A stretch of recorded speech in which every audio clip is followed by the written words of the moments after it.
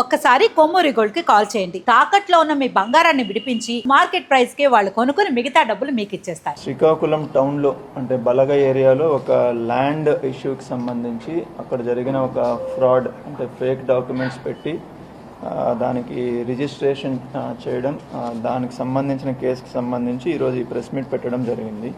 So ఈ land site వచ్చి మనకి చాపరం దగ్గర బలగ లిమిట్స్లో దీని వర్త్ ఒక 3 నుంచి 4 crores ఉంటుంది మనకి మార్కెట్ వాల్యూ. సో ఇది 35/13. ఇందులో ఉన్న సర్వే నెంబర్లో ప్లాట్ నెంబర్స్ 84, 85, 86. ఇది ఒక 900 square feet ల్యాండ్ సైట్ ఏదైతే ఉందో ఆ సైట్ని 1988 తర్వాత 1992లో ట్రాన్సాక్షన్స్ జరిగాయి. 92లో దీనిని అందవరపు గోవిందరాజుల దగ్గర నుంచి ఒక పర్సన్ పర్చేజ్ చేస్తారు. ఇప్పుడు ఎవరైతే కంప్లైనెంట్ ఉన్నారో వాళ్ళ ఫాదర్ దీన్ని పర్చేజ్ చేయడం జరుగుతుంది. బట్ వీళ్ళు ఏంటంటే ఉద్యోగరీత్యా వీళ్ళు హైదరాబాద్లో సెటిల్ అయి ఉంటారు, ఇక్కడ లేరు. సో అప్పటి నుంచి ఆ సైట్ ఖాళీగా ఉండడంతో ఇక్కడ కొంతమంది ఏం చేశారంటే దాన్ని అందవరపు గోవిందరాజుల యొక్క డాటర్ ఎవరైతే ఉన్నారో వాళ్ళ దగ్గర నుంచి పర్చేజ్ చేసినట్లు ఒక డాక్యుమెంట్ క్రియేట్ చేసి రిజిస్ట్రేషన్ చేశారు. సో ఇందులో ఫ్రాడ్ ఏంటంటే ఈ అందవరపు గోవిందరాజులు ఎవరైతే ఉన్నారో అతను బ్రతికే ఉన్నాడు. బట్ వీళ్ళు ఏం చేశారంటే అతను చనిపోయినట్లు ఒక ఫేక్ డెత్ సర్టిఫికేట్ ఒకటి తీసుకున్నారు. అంటే అతను చనిపోయాడని చెప్పేసి ఒక సర్టిఫికేట్ తీసుకొని అదే సర్టిఫికేట్ పైన ఒక ఫ్యామిలీ సర్టిఫికేట్ కూడా ఒకటి తీసుకున్నారు. ఏంటంటే అందవరపు గోవిందరాజులకి ఒక్కరే డాటర్ ఉన్నారు, ఆవిడ పేరు అందవరపు రజనీ అని చెప్పి ఒక ఫ్యామిలీ హెయిర్ సర్టిఫికేట్ కూడా తీసుకున్నారు. బట్ యాక్చువల్గా మన ఇన్వెస్టిగేషన్లో ఏంటంటే అందవరపు గోవిందరాజుల పర్సన్ ఎవరైతే ఉన్నారో అతను బ్రతికే ఉన్నారు. అతనికి 3 పిల్లలు, 2 అబ్బాయిలు 1 అమ్మాయి ఉన్నారు. సో బట్ వీళ్ళు ఈ 2 కూడా ఫేక్ డాక్యుమెంట్స్ క్రియేట్ చేసి ఈ డాక్యుమెంట్ బేసిస్ తోటి ఏ రజని, యాక్చువల్గా వాళ్ళ ఇంటి పేరు అడపాల రజని, బట్ మనకి ఆధార్ కార్డులో ఏ రజని అని రాపించుకొని ఈ ఏ రజని అన్న వ్యక్తే అందవరపు రజని అని చెప్పేసి ఆధార్ కార్డుని పెట్టేసి రిజిస్ట్రేషన్ చేయడం జరిగింది. రిజిస్ట్రేషన్ చేసేటప్పుడు కూడా ఏంటంటే ఇందులో ఏం చేయాలంటే యాజ్ పర్ రిజిస్ట్రేషన్ యాక్ట్ మనకి చేయవలసింది ఏంటంటే 5 lakhs అబౌవ్ ట్రాన్సాక్షన్ ఏది ఉన్నా కూడా దానికి పాన్ కార్డ్ తీసుకోవాలి. బట్ ఇక్కడ ఎక్కడ పాన్ కార్డ్ అన్నది సబ్ రిజిస్ట్రార్ గారు తీసుకోలేదు. పాన్ కార్డ్ ఏమీ లేకుండా జస్ట్ మనకి ఏదైతే వీళ్ళు ఒక అగ్రిమెంట్ చేసుకొని ఉంటారో ఈ అగ్రిమెంట్లో దపదపాలుగా మాకు కొంచెం అమౌంట్ ఒక 35 లక్షల రూపాయల అమౌంట్ వచ్చిందని చెప్పి ఏదైతే రాశారో దాని బేసిస్ మీద పాన్ కార్డ్ లేకుండా రిజిస్ట్రేషన్ చేశారు. బట్ మనకు అదే రిజిస్ట్రేషన్ యాక్ట్లో ఇంకొక ఆల్టర్నేటివ్ ఏముందంటే ఇన్ కేసు ఎవరికైనా పాన్ కార్డు లేకపోతే Form 60 ఫిల్ చేయవలసి ఉంటుంది. Form 60 ఫిల్ చేసి అందులో సోర్స్ ఆఫ్ ఇన్కమ్ చూపించి మేము ఈ ట్రాన్సాక్షన్స్ చేశామని చెప్పి వాళ్ళు ఒక సిగ్నేచర్ చేయవలసి ఉంటుంది. దానికి సంబంధించి Form 60 ఏదైతే ఉందో ఆ Form 60లో కూడా ఎక్కడా వీళ్ళు సిగ్నేచర్స్ కూడా లేవు. సో విచ్ మీన్స్ దానికి కావాల్సిన పాన్ కార్డు వెరిఫికేషన్ తీసుకోలేదు, Form 60 తీసుకోలేదు. అలానే మనకి అగ్రిమెంట్లో ఏదైతే పేరు ఉంటుందో ఆ పేరే సేమ్ అడ్రస్ తోటి మనకు ఆధార్ కార్డులో ఉండాలి.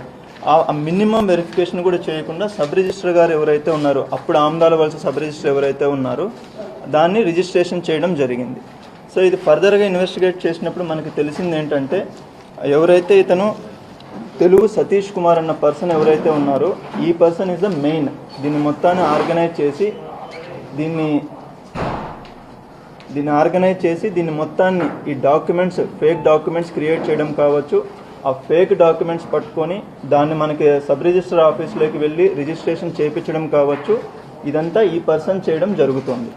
ఇతనికి సపోర్టుగా ఎవరైతే త్రినాథ్ అన్న వ్యక్తి ఉన్నారో ఇతను కూనా పెద్దిరాజు తోటి కలిసి ఈ ఫేక్ డాక్యుమెంట్స్ అన్ని క్రియేట్ చేయడం, ఈ అగ్రిమెంట్ క్రియేట్ చేయడం ఇవన్నీ జరిగాయి.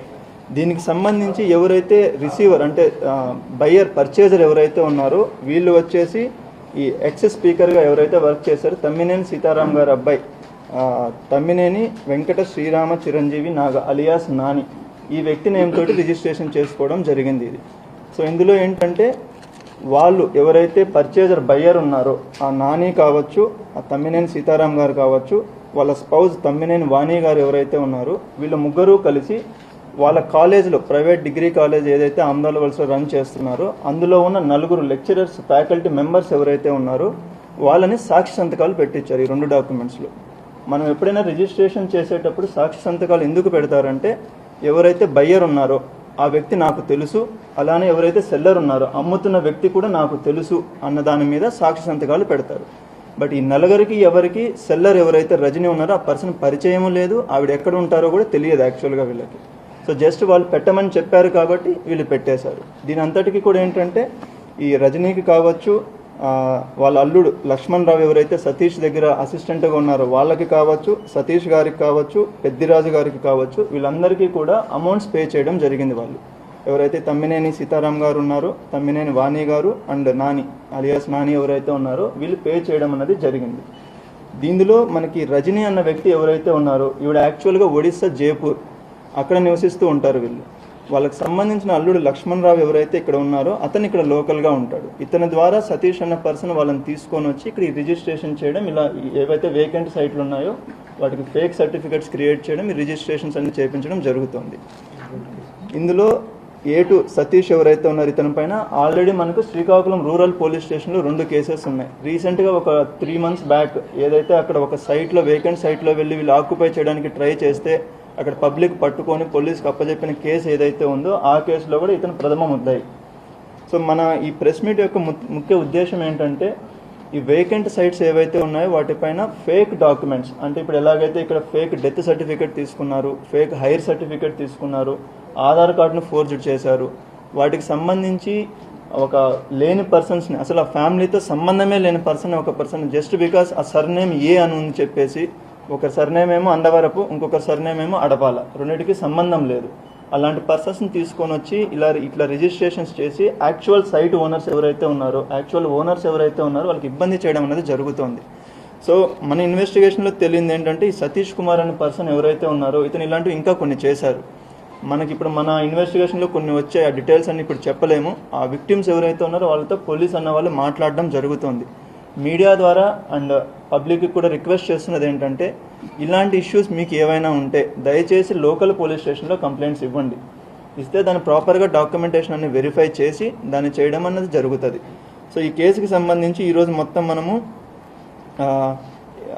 8 మందిని అరెస్ట్ చేయడం జరుగుతోంది. 8 మందిని అరెస్ట్ చేయడం జరుగుతుంది. వీళ్ళు కాకుండా సబ్ రిజిస్టర్ ఎవరైతే అరుణ గారు ఉన్నారో ప్రజెంట్ హీరమండలంలో పనిచేస్తున్నారు, సబ్ రిజిస్టర్ గారిని కూడా ఇందులో అక్యూజ్డ్ చేయడం జరిగింది. ఆవిడని కూడా అరెస్ట్ చేయడం జరుగుతుంది. రిమైనింగ్ పర్సన్స్ ఎవరైతే ఇంకా 4 ఉన్నారో, ఒకరు అబ్స్కాండింగ్లో ఉన్నారు, మిగిలిన 3 పర్సన్స్ ఏవైతే మనం మెన్షన్ చేశామో వాళ్ళను కూడా ఫర్దర్గా లీగల్ యాక్షన్ తీసుకోవడం అనేది జరుగుతుంది. వాళ్ళకి ఆ ఇన్ఫర్మేషన్ తెలుసు, ఎందుకంటే వెరీ క్లియర్గా ఈ సైట్ ఓనర్ ఎవరున్నది కూడా వాళ్ళకి తెలుసు. ప్లస్ ఎవరైతే సేల్ చేస్తున్నారో ఆ పర్సన్ ఇక్కడ కానే కాదు, ఇక్కడ వ్యక్తే కాదు, జైపూర్ ఒడిశాకి సంబంధించిన వ్యక్తి. ఇప్పుడు అడపాల, ఇప్పుడు ఒక ఫ్యామిలీ సర్టిఫికేట్ మన దగ్గరికి తీసుకొని వచ్చినప్పుడు మీ నాన్న ఎవరు, మీ మదర్ ఎవరు అన్నది బేసిక్ క్వశ్చన్ అడుగుతాం మనం.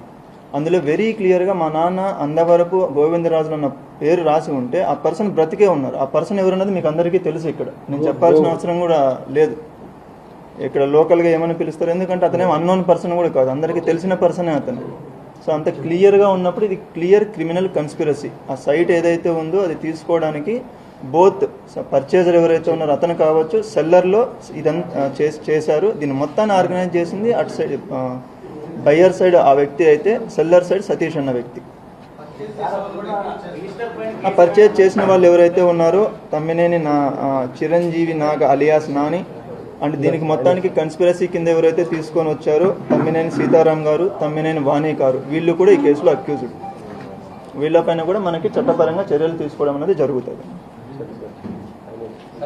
ఇప్పుడు మీరు చూడొచ్చు అక్కడ అందవరపు గోవిందరాజులు అంటే ఆయన బ్రతికే ఉన్నారు. ఆయన చనిపోయినట్లు ఒక సర్టిఫికేట్ తీసుకొని ఆయనకు 3 పిల్లలు, వాళ్ళకు ఒకే కూతురు ఉన్నట్లు తీసుకొని ఆ కూతురు కూడా ఎక్కడో అది తీసుకున్నారు. మనకి ఈవెన్ ఇది మున్సిపల్ కమిషనర్ నుంచి కావచ్చు అండ్ రెవెన్యూ అథారిటీస్ నుంచి కూడా కావచ్చు, ఆ సర్టిఫికేట్స్ ఏవైతే ఉన్నాయో క్లియర్గా అక్కడ నుంచి ఇష్యూ చేయలేదు, వీళ్ళు బ్రతికే ఉన్నారనేది క్లియర్గా వాళ్ళు కూడా మనకి డాక్యుమెంటేషన్ ఇవ్వడం జరిగింది. ఈ ఫేక్ డాక్యుమెంట్స్ ఎక్కడ క్రియేట్ చేశారు ఏంటి అనేది ఫర్దర్గా ఇన్వెస్టిగేషన్ చేయాలి. సో అందులో ఎవరైనా అధికారులు ఉంటే మాత్రం 100% వాళ్ళని కూడా ఇందులో అక్యూజెట్ చేయడం జరుగుతుంది.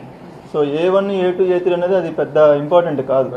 ఓకే, అది జస్ట్ ఊరికే 1, 2, 3 నెంబర్స్ వేస్తాం కానీ ఇప్పుడు A1 ఉన్న వాళ్ళు ఎక్కువ చేసినట్లు, A10 ఉన్న వాళ్ళు తక్కువ చేసినట్లు కాదు. మనకి ఇప్పుడున్న ఇన్వెస్టిగేషన్ ప్రకారం, ఇప్పుడు వస్తున్న నేమ్స్ ప్రకారం అది తీసుకొని వెళ్తాము. ఫైనల్ ఛార్జ్ షీట్లో ఎలా వేస్తారు, ఎవరిపైన ఏం సెక్షన్స్ వస్తాయన్నది ఇంపార్టెంట్. కొనుగోలుదారులు ఉన్నారు, అమ్మిన వాళ్ళు ఉన్నారు, మధ్యలో రిజిస్ట్రేషన్ చేసిన వాళ్ళు ఉన్నారు, అందరూ ఉన్నారు. అది ఇన్వెస్టిగేషన్ చేయవలసి ఉంది. బట్ ఫర్ నౌ వీళ్ళ స్టేట్మెంట్స్ ప్రకారం ఏదైతే ఇచ్చారో అది చేసినట్లు అనిపిస్తోంది. But we cannot confirm it so for. మనకి ఇంకా ఎవిడెన్స్ తీసుకోవాలి దానికి సంబంధించి. దాని ఎవిడెన్స్ని బట్టి మీకు ఫర్దర్గా అప్డేట్ చేస్తారు. క్లియర్గా సైట్ ఓనర్షిప్ పైన డిస్ప్యూట్ ఉంటే అది సివిల్ మ్యాటర్, అది పోలీస్కి సంబంధం లేదు. ఒకేసారి ఇద్దరి పైన రిజిస్ట్రేషన్ జరగచ్చు, కొన్ని కేసెస్లో ఉంటాయి. అది పోలీస్ చేయలేరు, ఎందుకంటే అది ఓనర్షిప్ ఎవరనేది డిసైడ్ చేయవలసింది revenue authorities or concerned municipality వాళ్ళు కావచ్చు, పంచాయతీ వాళ్ళు కావచ్చు, వాళ్ళు డిసైడ్ చేయాలి. బట్ ఈ కేసులో అలా కాదు. ఈ కేసులో క్లియర్గా fake documents, not even forged documents కాదు, ఒక దొంగ సర్టిఫికెట్స్ క్రియేట్ చేసినది క్లియర్ క్రిమినల్ కన్స్పిరసీ. ఉన్నారనే చెప్పాను. సబ్ రిజిస్టర్ని అరెస్ట్ చేయాలంటే ఐజీ రిజిస్టర్కి ఇన్ఫార్మ్ చేయాలి. అది ఇన్ఫార్మ్ చేశాము, పర్మిషన్ తీసుకున్నాము, అది అరెస్ట్ చేయబోతున్నాము. ఈ కేసుకి సంబంధించి మాకైతే కోర్టు నుంచి ఎక్కడ ఏమీ లేదు అండి, because this is a criminal case. It's clearly criminal case. ఇక్కడ క్లియర్గా ఎవిడెన్సెస్ ఉన్నాయి. సో కోర్టు నుంచి అయితే మాకైతే ఇప్పటివరకు ఏం రాలేదు అండి.